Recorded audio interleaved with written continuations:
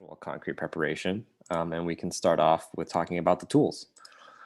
So there's a billion tools, and it would take hours upon hours upon hours to go through all the good tools. But in the end, um, people come to these sessions to hear Rahul and I's opinions. So we're going to give you our pretty opinionated take on what we think are the best tools. So number one by far, at least in my opinion, I don't know about Rahul, is Leak Code. I agree. Um, yeah, Leak Code is kind of a titan of this industry. It's been around for as long as I can remember. Like I think when I was a freshman at UCLA, it was probably already there in some form. Probably had much worse UI UX, but it was there. For those of you who haven't used Leak Code before, it has a huge repository of problems. I think 1,000 plus now at this point. It essentially gives you the problem, and then you have a code editor, so you actually get to write the code.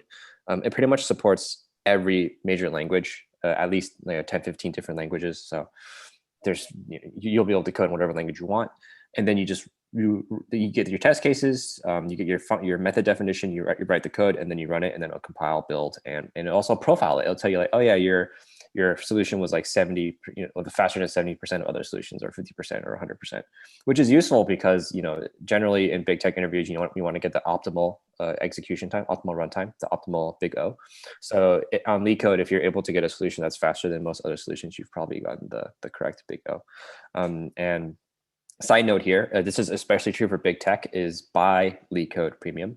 So Leak Code Premium, it's I think $35 a month, which sounds like a lot. It's like 3x an Netflix subscription, but like it's super, super worth it for big tech because of, I think, one feature, company tagging. So once you get premium, you get a frequency like chart of like how often like companies ask certain questions. So like, oh yeah, like Amazon asks like this Leak Code problem a lot, or Google asks this one a lot.